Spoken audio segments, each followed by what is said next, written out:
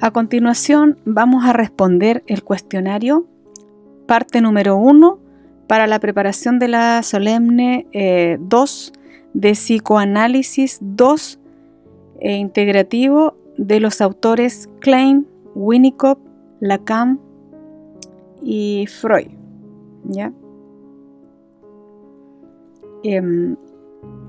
Número 1. ¿Por qué Melanie Klein es una autora fundamental dentro del psicoanálisis infantil? Melanie Klein es fundamental porque transforma la forma de comprender la vida psíquica infantil. Antes de ella, Freud solo había demostrado que la infancia era decisiva para la vida adulta, pero Klein lo va a manejar o afirmar mejor, ya que el bebé dice que posee una vida psíquica activa desde el nacimiento. Esto significa que el niño no solo es un organismo biológico que busca satisfacción, sino un sujeto con fantasías inconscientes, un sujeto con angustias tempranas, defensas primitivas y relaciones con objetos internos. Su gran aporte metodológico fue la técnica del juego. Para Klein, el juego infantil cumple una función semejante a la asociación libre del adulto. El niño no puede verbalizar sus conflictos como un adulto, pero sí puede expresarlos simbólicamente mediante el juego, mediante muñecos, dibujos, colores, escenas de ataque, cuidados, destrucciones o reparaciones. Por eso, cuando un niño rompe una muñeca, esconde un objeto, golpea una figura o cuida obsesivamente un juguete, y no se trata solo de un entretenimiento, sino de una expresión simbólica de su mundo interior. Por ejemplo, si un niño juega constantemente a que un monstruo ataca a una madre, Klein podría interpretar aquí que aparecen fantasías agresivas, ansiedades persecutorias o temores vinculados a el daño del objeto amado. El juego permite acceder al conflicto que el niño aún no puede decir con palabras. 2. ¿Qué significa que para Klein el psiquismo se origina en el vínculo con el objeto? Para Klein, el psiquismo no se organiza de manera aislada dentro del bebé, sino en una relación temprana con el objeto primario, especialmente la madre o el pecho materno. El bebé vive experiencias de satisfacción, frustración, hambre, alivio, ausencia, presencia, y estas experiencias no solo son corporales, sino también psíquicas, porque se transforman en fantasías inconscientes y en imágenes internas. El primer objeto no es la madre como persona completa, sino el pecho como objeto parcial. Si el pecho alimenta, calma y satisface, puede ser vivido como un pecho bueno, pero si el pecho falta, frustra o demora, puede ser vivido como un pecho malo. Desde ahí se construye una primera organización del mundo interno, objetos buenos que protegen y objetos malos que persiguen. Si un bebé con hambre no piensa racionalmente mi mamá se demoró en una vivencia primitiva, puede experimentar la ausencia como una persecución o una amenaza. Por eso Klein habla de una vida psíquica muy temprana, dominada por fantasías como el amor, el miedo y las necesidades de protección. ¿Qué es la fantasía inconsciente en Klein? Bueno, este término lo usa mucho Klein, la fantasía inconsciente dentro de su teoría, porque dice que es una actividad mental primitiva que expresa los impulsos instintivos del bebé.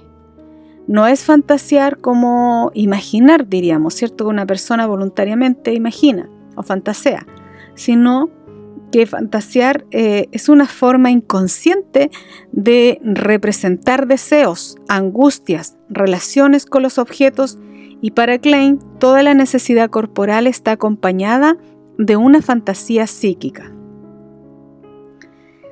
Ejemplos. El hambre puede estar acompañada de la fantasía de un pecho que da vida, alimenta y calma. Pero si la frustración es intensa, puede aparecer la fantasía de un pecho malo que retiene o niega o ataca. Y así el cuerpo y la mente no están separados, ¿ya? Sino que la experiencia corporal se transforma en una fantasía inconsciente. Es decir, fantasear para el niño es imaginar una historia voluntariamente de forma inconsciente para representar los deseos en el mundo externo, ¿ya? Como por ejemplo el hambre lo representa a través del pecho, que tiene cosas buenas, sí, lo satisfaces, y un objeto malo fantasear, ¿cierto? Desde su inconsciente de que lo ataca o lo persigue. 3.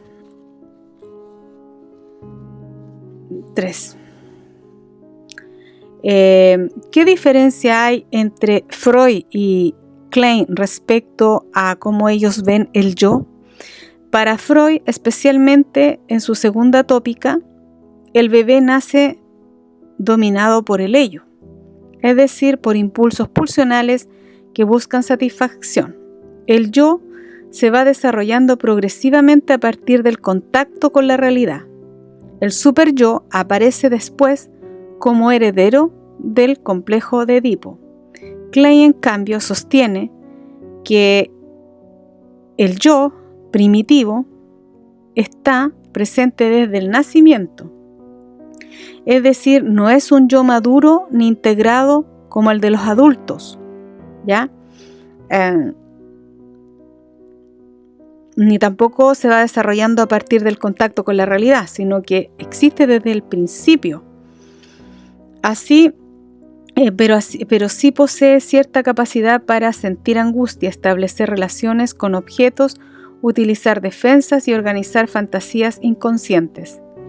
Esta diferencia es clave. Si hay un yo desde el nacimiento, entonces también pueden haber defensas tempranas. Esa es la teoría de Klein. Si el yo ya está funcionando desde el comienzo, también puede manifestar, aunque el yo no es integrado, ¿cierto? Y es débil, pero de todas maneras puede estar desarrollando o puede estar aplicando defensas tempranas como la excisión, la proyección e integración. Por eso Klein puede estudiar la vida psíquica desde el bebé, desde sus primeros meses, mientras que Freud sitúa muchos procesos estructurales más tarde. Ya. Respecto a la posición esquizoparanoide, la posición depresiva y mecanismos de defensa. ¿Qué es la posición para Melanie Klein? Una posición no es una etapa rígida que se supera para siempre, sino una organización psíquica. La posición es una organización psíquica para Klein, la cual incluye 3 elementos. Incluye un tipo de ansiedad predominante, una forma de relación con el objeto y determinados mecanismos de defensa. Eso es muy importante porque Klein no piensa el desarrollo como una línea recta. La persona puede avanzar hacia formas más integradas, pero también puede volver a funcionamientos más primitivos en momentos de angustia, pérdida, celos y amenaza. Por ejemplo, un adulto puede funcionar normalmente de manera integrada, pero frente a una ruptura amorosa puede volver a una lógica esquizoparanoide. Esa persona era perfecta y luego esa persona es lo peor. Entonces, ¿cuál sería aquí el mecanismo de defensa o ansiedad que presenta ante esta ruptura del objeto, que sería la persona amada, que antes era buena y ahora es mala? Entonces hay una excisión y eso pertenece a la posición esquizoparanoide. Ya. ¿Qué vendría 6? ¿Qué es la posición esquizoparanoide? La posición esquizoparanoide es una organización temprana del psiquismo. En la que predomina la excisión, la proyección y la introyección, la idealización y la ansiedad persecutoria. O sea, 4 elementos predominan aquí con la organización temprana del psiquismo, de la esquizoparanoide. Predomina la excisión, la proyección, la introyección, la idealización y la ansiedad persecutoria. 5. Se llama esquizo porque el objeto está dividido. Paranoide porque lo malo proyectado afuera es vivido como persecutor. Y esta posición, el bebé no puede integrar la misma madre. En esta posición el bebé no puede integrar a la misma madre que gratifica con la que frustra, es decir, la ve como objetos parciales, la ve como pecho bueno y pecho malo. El pecho bueno calma, alimenta y el pecho malo frustra y amenaza. Ejemplo cotidiano: una persona que idealiza completamente a alguien y luego, ante la mínima frustración, lo considera totalmente malo. Está funcionando con una lógica más cercana a la posición esquizoparanoide. ¿Por qué? Repito, esquizo porque divide al objeto radicalmente, bueno o malo, y paranoide porque todo lo que era malo en él lo proyectó afuera, en el objeto, y es persecutor, es malo, me hace daño, ¿ya? Entonces no puede integrar aspectos buenos y malos en el mismo objeto, y ahí aparece esa posición. ¿Qué defensas predominan en la posición esquizoparanoide? En la posición esquizoparanoide predominan defensas primitivas, ¿ya? Estas defensas son la excisión, que consiste en dividir el objeto bueno y malo. La segunda es la proyección, que consiste en expulsar hacia afuera aspectos internos intolerables, como la agresión, el odio, el miedo. Y la tercera es la introyección, que consiste en incorporar dentro del psiquismo objetos o cualidades del objeto. También aparece la idealización y la negación. Bueno, me adelanto un poco porque la idealización consiste en idealizar el objeto bueno para defenderse o tener como consuelo ante cosas frustrantes, ¿cierto? Y negación, bueno, el nombre lo dice, la anulación del... Por ejemplo, si una persona siente mucha rabia, pero no puede reconocerla como propia, puede proyectarla en el otro y decir: él es el que me odia, ella quiere dañarme, ¿ya? Y todos están contra mí. En realidad está ubicando fuera lo que no tolera dentro de sí. ¿Qué es la identificación proyectiva? También como mecanismo de defensa que se usa. Bueno, la identificación proyectiva es un mecanismo más complejo, que el sujeto proyecta una parte de sí mismo en el otro, pero no solo una idea, sino como si el otro quedara ubicado en ese lugar. No es simplemente pensar el otro está enojado, sino inducir inconscientemente que el otro sienta o actúe desde aquello que uno proyectó. Ejemplo: una persona que no tolera su propia agresividad puede tragar al otro. Una persona que no tolera su propia agresividad puede tragar al otro de manera provocativa hasta que el otro efectivamente se enoje. Luego confirma: ¿ves? Eres tú el agresivo. En realidad hubo una proyección de la propia agresividad y una presión inconsciente para que el otro encarne.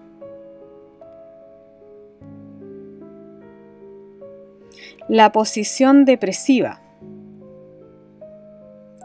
¿Qué es la depresión depresiva? La posición depresiva, bueno, esta aparece cuando el bebé comienza a integrar todo el objeto bueno y el objeto malo en un solo objeto. Es decir, empieza a reconocer que la misma madre que frustra también ama, cuida y alimenta. Esta integración produce una nueva angustia. ¿Cuál es? Que ya no solo miedo a ser perseguido, sino a haber dañado al objeto amado. Y aquí aparece la culpa, la preocupación por el otro y el deseo de la reparación.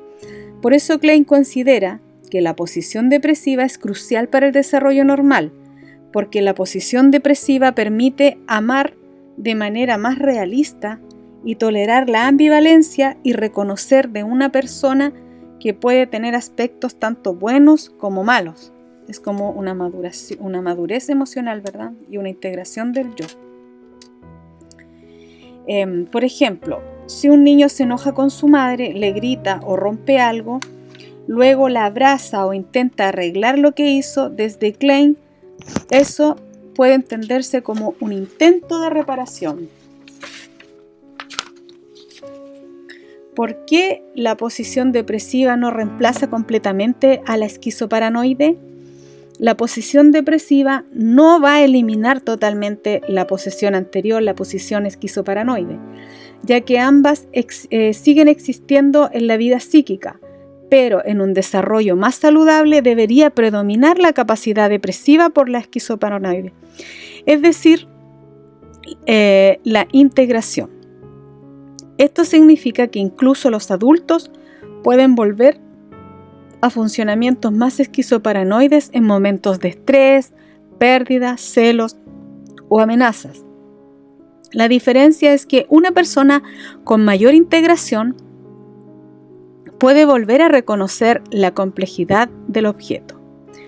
Ejemplo clínico: si alguien me falla, es decir, desde una posición esquizoparanoide diría: es una persona horrible, nunca valió nada. Una posición depresiva diría: bueno, me dolió, sí, lo hizo, pero también reconozco que tiene aspectos buenos y que mi vida o mi rabia no borra todo lo vivido con esa persona. Entonces, Klein asocia en la posición depresiva el sentimiento de la reparación o el impulso de reparación. La reparación, ¿qué es entonces? 11. Es el deseo de restaurar, cuidar o romper el objeto amado que el sujeto siente haber dañado con su fantasía. Surge especialmente en la posición depresiva, cuando el sujeto reconoce que ama y odia al mismo tiempo. La reparación es fundamental, porque permite salir de una lógica puramente destructiva, y el sujeto ya no solo proyecta lo malo afuera, sino que puede hacerse responsable psíquicamente de su agresión y buscar restaurar ese vínculo. Ejemplo: si una niña que golpea una muñeca y luego la tapa cuidadosamente con una manta, puede estar expresando en el juego una oscilación entre la agresión y la reparación. Ahora vamos a hablar del bloque 3 del complejo de Edipo a la luz de las ansiedades tempranas. Bien, ¿cuál es la tesis central de Klein en el complejo de Edipo a la luz de las ansiedades tempranas? La tesis de Klein es que en el complejo de Edipo no comienza entre los 3 y 5 años, como dijo Freud, sino mucho antes, desde el primer año de vida. Para Klein, el desarrollo edípico está atravesado desde el inicio por las ansiedades orales, sádicas y persecutorias, depresivas y sentimientos de culpa y reparación. Esto significa que el niño no llega al Edipo limpio de angustias previas. Al contrario, cuando aparecen los deseos hacia los padres, ya existe una vida psíquica cargada de fantasías sobre el pecho bueno, el pecho malo, el pene bueno, el pene malo, objetos internos, culpa y temor a destruir el objeto amado. 13. ¿Cómo se diferencia el complejo de Edipo en Freud y Klein? Para Freud, el complejo de Edipo se sitúa principalmente en la fase fálica, es decir, entre los 3 y los 5 años, y el niño desea al progenitor del sexo opuesto y rivaliza con el progenitor del mismo sexo. En el varón, la angustia de castración lo lleva a renunciar a la madre e identificarse con el padre, y ahí aparece el superyo que se forma como heredero de Edipo. En Klein, en cambio, el Edipo aparece mucho antes y está determinado por ansiedades tempranas. El niño no renuncia solo por miedo a la castración, sino también por culpa, por amor y ansiedad de reparación. Además, el super-yo no aparece recién después de Edipo, sino que aparece antes, tempranamente, a partir de objetos buenos y malos introyectados. Freud entiende que el Edipo, Freud vendría a entender el Edipo desde la sexualidad infantil y la ley paterna, o la primación del falo, ¿cierto? En cambio, Klein la entiende desde las relaciones objetales tempranas, la ansiedad, la culpa y la reparación, ¿ya? La entiende sobre las relaciones objetales tempranas, la ansiedad, la culpa y la reparación. 14. ¿Qué papel cumple el pecho materno en el desarrollo edípico temprano?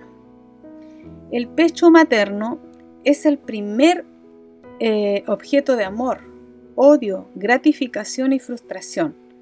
La relación con el pecho bueno y el pecho malo influye en todo el desarrollo posterior. Si el pecho bueno puede ser introyectado con suficiente estabilidad, el niño desarrolla mayor confianza interna. Si predominan experiencias de frustración o fantasías persecutorias, el mundo interno se vuelve más amenazante. Si predominan experiencias de frustración o fantasías persecutorias. Además, la experiencia con el pecho se desplazan luego hacia otros objetos, especialmente el pene del padre. Por eso Klein plantea, las experiencias con el pecho se desplazan luego hacia otros objetos, especialmente el pene del padre. Por eso Klein plantea una relación entre pecho y pene como objetos primarios de deseo, frustración, reparación y persecución. Ejemplo, si el pecho fue vivido como frustrante y perseguidor, el pene paterno puede ser fantaseado también como peligroso, mordedor, venenoso o persecutorio. 15. ¿Qué significa que el superyo es temprano en Klein? Para Klein dijimos que el superyo se forma desde muy temprano, incluso desde las primeras introyecciones de objetos buenos y malos. No es solo el heredero, incluso desde las primeras introyecciones de objetos buenos y malos.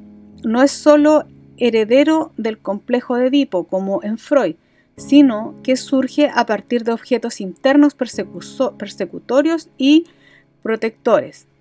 Esto explica por qué en algunos niños muy pequeños ya no puede observarse sentimientos intensos de culpa, miedo al castigo, rituales obsesivos o necesidades constantes de aprobación.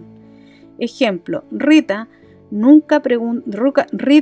pregunta repentinamente a su madre: ¿soy buena? ¿Me quieres? Esto muestra una culpa intensa y un superyo severo que la hace sentirse amenazada por sus propios impulsos agresivos. El caso clínico de Rita y Ricardo. El caso de Ricardo. ¿Cuáles eran los síntomas principales del caso de Ricardo? Ricardo era un niño de 10 años que presentaba imposibilidad de asistir a la escuela. Tenía miedo intenso a otros niños, tenía inhibición progresiva de sus intereses, preocupación excesiva por su salud, temores hipocondríacos y estados depresivos frecuentes. Vivía en un contexto de la Segunda Guerra Mundial, por lo que sus ansiedades se intensificaban con las noticias de los bombardeos, de Hitler, invasiones y peligros externos. Desde Klein, estos síntomas no se entienden solo como miedo real de la guerra, sino como expresión de fantasías inconscientes, ¿ya? Sino como expresión de fantasías inconscientes. El mundo externo de la guerra activaba este mundo persecutorio de Ricardo, ¿ya? Traducido, simbolizado en padres malos internalizados, ¿cierto? Como en realidad que era el mundo persecutorio externo de los bombardeos, la guerra. Los asociaba a la internalización de objetos destructivos, miedos al ataque, castración, envenenamiento, destrucción del cuerpo materno. ¿Ya? ¿Cómo interpretaba entonces Klein los dibujos de Ricardo? Klein interpretaba los dibujos de Ricardo como expresiones simbólicas de su mundo interno, ¿ya?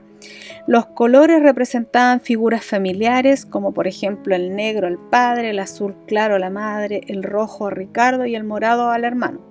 Sus dibujos de imperios, barcos, estrellas de mar, pulpos, monstruos, pájaros horribles mostraban fantasías relacionadas con el cuerpo de la madre, el padre persecutorio, impulsos orales sádicos, la rivalidad con el hermano y el miedo a destruir el objeto amado. Por ejemplo, la estrella de mar cerca de la planta submarina representaba, según Klein, al bebé hambriento que desea devorar el pecho materno. Y el pulpo o monstruo representa al padre o al pene paterno en aspectos peligrosos. ¿Qué significaba el dibujo del pájaro horrible de Ricardo?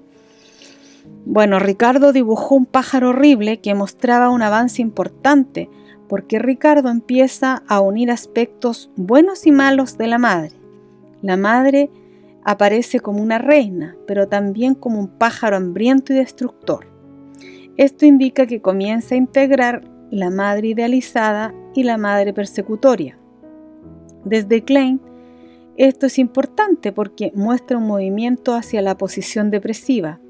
Ricardo ya no mantiene completamente separada a la madre buena y a la madre mala. Empieza a reconocer que el objeto amado también puede ser odiado y que sus propios impulsos agresivos han sido proyectados en ellas.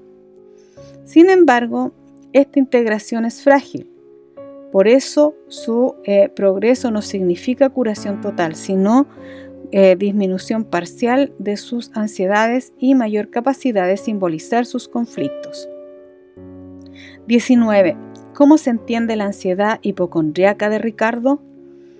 La ansiedad hipocondríaca de Ricardo se entiende como un temor al dolor de garganta, al veneno, a los gérmenes. Se interpreta como expresión de perseguidores internos.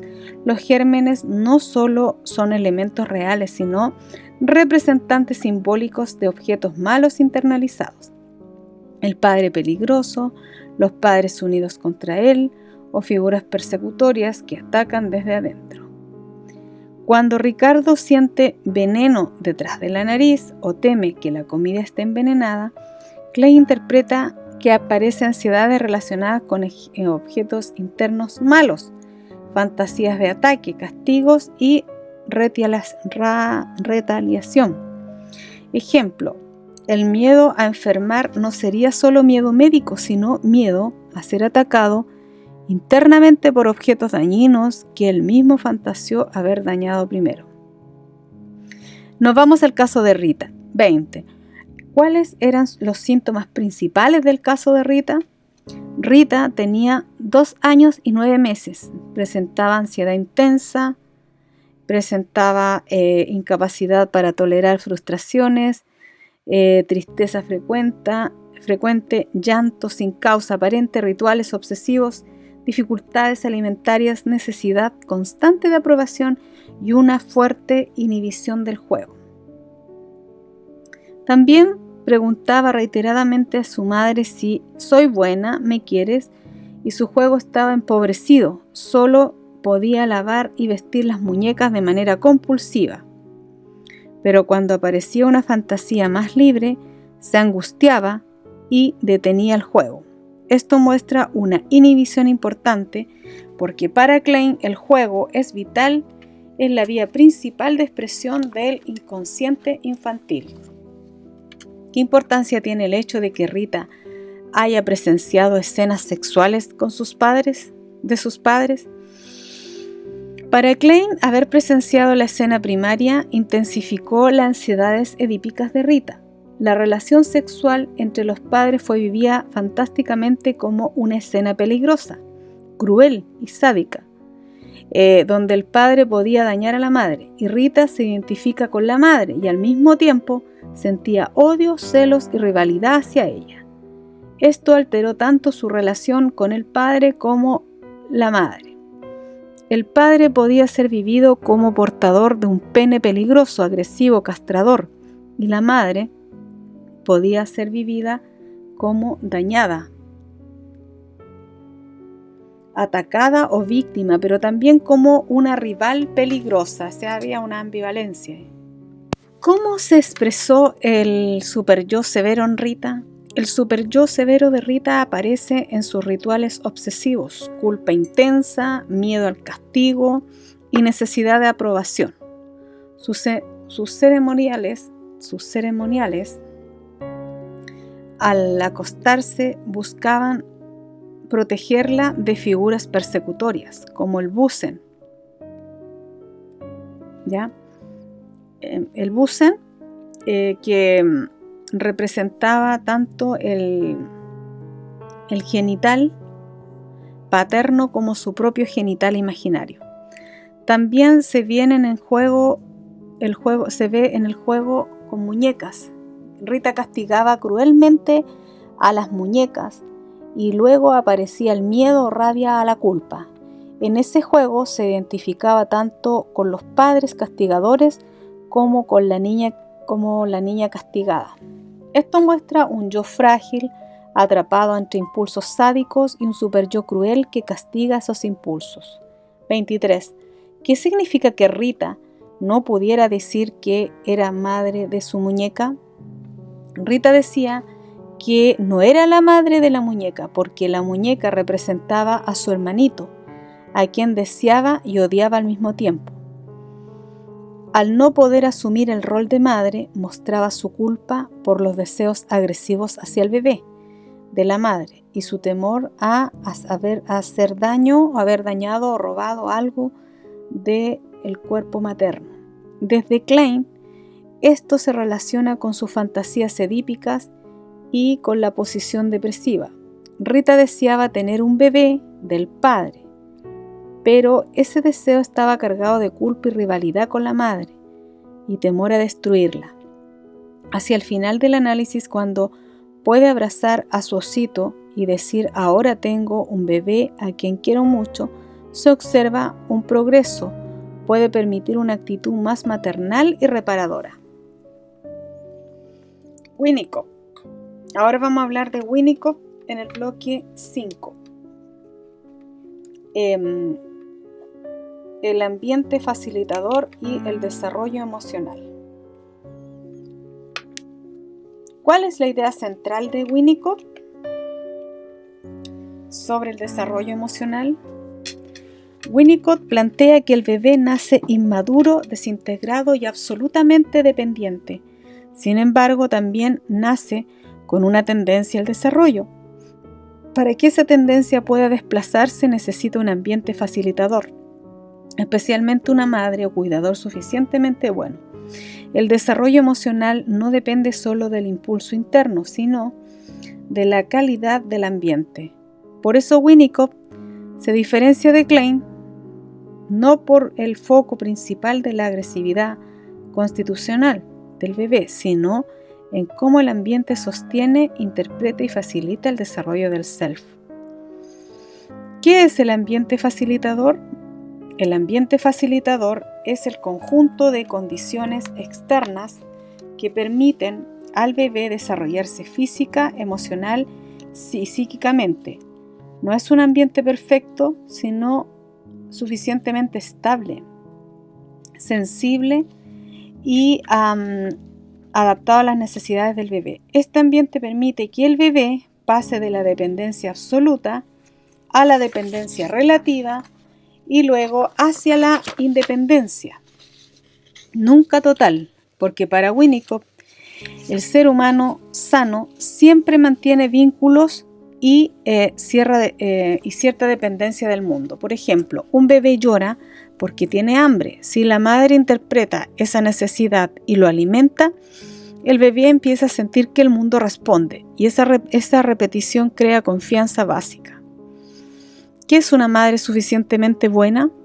La madre suficientemente buena es aquella que se adapta inicialmente de manera intensa a las necesidades del bebé, pero luego progresivamente permite pequeñas frustraciones que ayudan al niño a reconocer la realidad externa.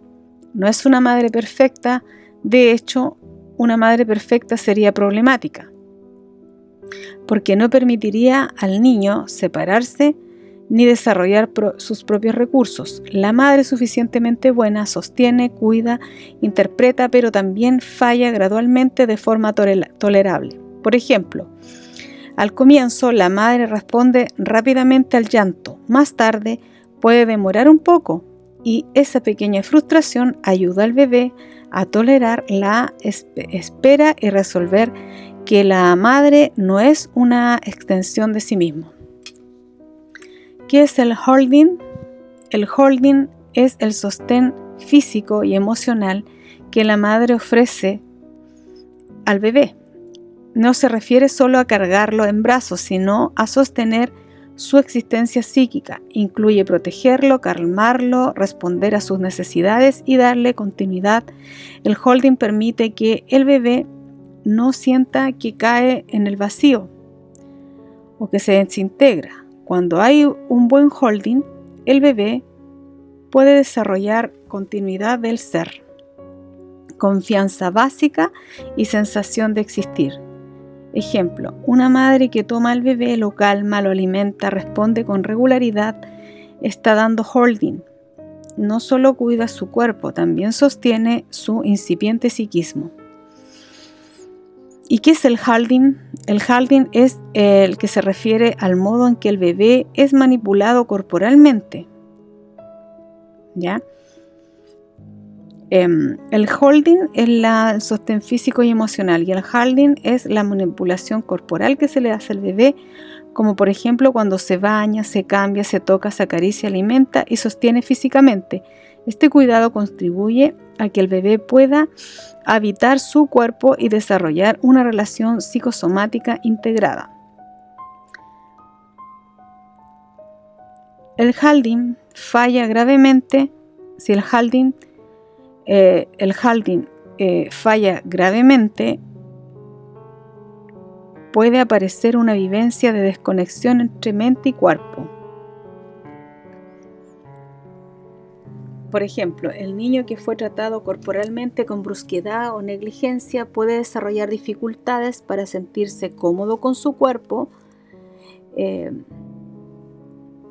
o para reconocer sus propias sensaciones. 29. ¿Qué es la presentación del objeto? La presentación del objeto es la manera en que la madre introduce gradualmente la realidad externa al bebé. Ya al comienzo la madre ofrece el objeto justo cuando el bebé lo necesita, permitiéndole vivir la ilusión de que él lo creó. Luego, poco a poco, se desilusiona, ayudándolo a reconocer que el objeto existe fuera de su omnipotencia. Ejemplo, cuando el bebé siente hambre, aparece el pecho o la mamadera. Puede vivir la ilusión de que él creó aquello que necesitaba, y esa ilusión inicial es necesaria. Luego, con el tiempo, aprende que la madre y el objeto existen independientemente. ¿Qué es el verdadero self? El verdadero self es el núcleo auténtico de la persona. Surge cuando el bebé puede vivir gestos espontáneos, sentirse que existe, expresarse y experimentar que sus necesidades son reconocidas por el ambiente. El verdadero self se desarrolla cuando hay ambiente facilitador y permite la creatividad, la espontaneidad, la sensación de realidad y la continuidad del ser.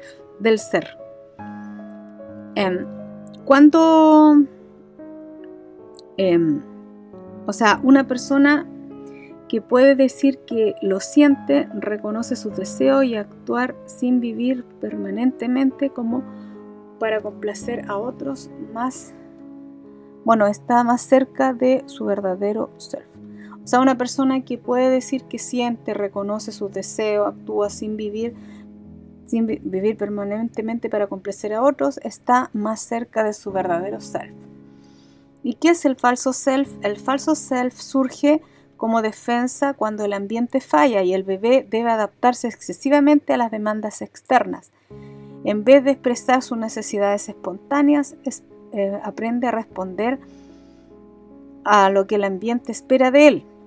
El falso self puede ser funcional socialmente, pero internamente produce un vacío y realidad desconexión del deseo propio. Ejemplo, una persona que es exitosa, responsable, complaciente, pero que siente que nada de lo que hace le pertenece realmente, puede estar funcionando desde un falso self.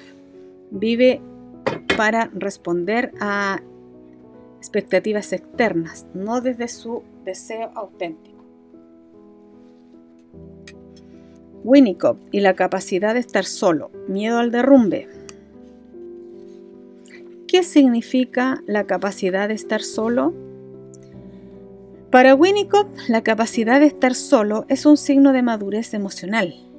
No significa aislamiento ni soledad excesiva, sino poder estar tranquilo consigo mismo porque se ha internalizado en un ambiente confiable. La paradoja central de esta capacidad de estar solo se desarrolla primero en presencia del otro. El bebé aprende a estar solo porque hubo una madre presente, disponible y no intrusiva. Luego puede internalizar esta presencia y estar solo sin angustiarse. Por ejemplo, si un niño que juega tranquilo mientras la madre está cerca, sin exigirle atención constante, está experimentando estar solo en presencia de alguien confiable. ¿Qué es la relación del ego en Winnicott? La relación de ego es una relación tranquila, no excitada, donde la presencia del otro permite existir sin exigencia. Es una relación tranquila, no excitada, donde la presencia del otro permite existir sin exigencia. No está centrada en la descarga instintiva, sino en el sostén del self.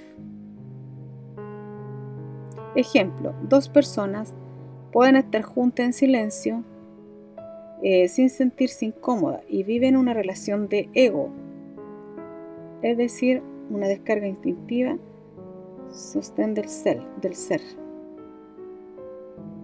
No necesita actuar, hablar o demostrar algo todo el tiempo.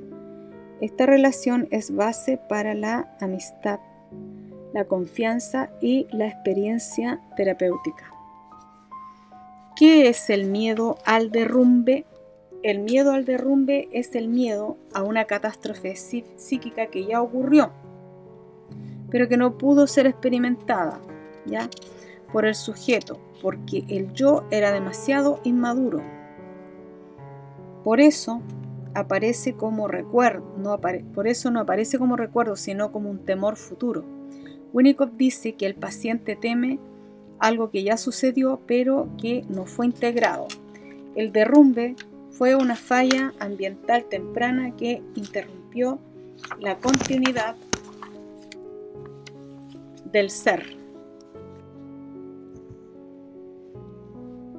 Ejemplo, una persona adulta vive con miedo constante a perder el control, desintegrarse o caer emocionalmente. Aunque no haya una amenaza actual clara, desde Winnicott puede estar temiendo una agonía primitiva ya ocurrida. ¿Qué son las agonías primitivas? Las agonías primitivas son experiencias tempranas, extremas, que no pudieron ser integradas por el yo inmaduro. Winnicott prefiere hablar de agonía, no solo de angustia, porque son vivencias muy básicas de aniquilación. Ejemplo, las agonías primitivas son caer para siempre, perder la relación con el cuerpo, desintegrarse, perder el sentido de realidad, quedar aislado de los objetos. Estas agonías aparecen cuando falla el ambiente facilitador. ¿Cuál es el rol que cumple el terapeuta según Winnicott? El terapeuta debe cumplir un rol, una función semejante a la madre suficientemente buena. Ofrece un ambiente confiable, estable, predecible y sostenedor. En pacientes más graves, el terapeuta no solo interpreta, sino que sostiene. El encuadre terapéutico funciona como ambiente facilitador, horarios, continuidad, presencia, escucha, no juicio y posibilidad de regresión. El paciente puede volver a estados de dependencia para vivir en transferencia aquello que no pudo ser vivido originalmente. Por ejemplo, si un paciente se enfurece porque el terapeuta llegó tarde, esa reacción puede ser trabajada como repetición de una falla ambiental temprana. El error del terapeuta se vuelve material clínico. 37. ¿Por qué Winnicott dice que el derrumbe debe experimentarse en transferencia?